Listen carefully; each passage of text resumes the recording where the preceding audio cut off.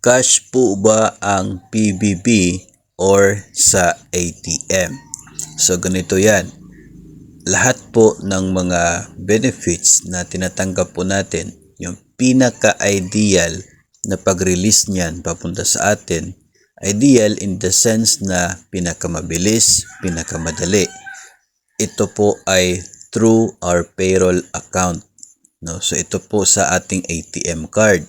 Doon po papasok yung benefits kasi yun po yung pinaka ideal na paraan ng pag-release ng benefits to the personnel. Then, magiging cash po yung tatanggapin natin if ever yung agency ay mayroon pong memorandum na nagre-require sa different offices to cash advance the benefits tapos i-release sa mga empleyado.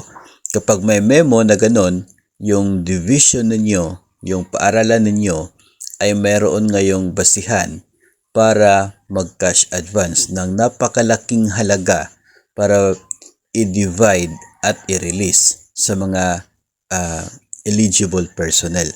Mahaba din yung proseso niyan at saka medyo mayroon pong pagamba pagdating po sa security dahil malaking halaga ang pinag-uusapan natin na i-cash advance at i-release sa mga personnel.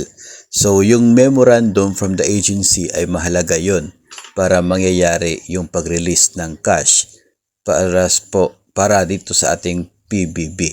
Katulad po nung nangyari sa SRI before ng DepEd na cash yung binigay kasi meron pong memo coming from the DepEd Secretary na cash yung pag-release at binigyan ng authorization ng mga agency na mag-cash advance ng pera na intended for that benefit tapos i-release sa mga empleyado.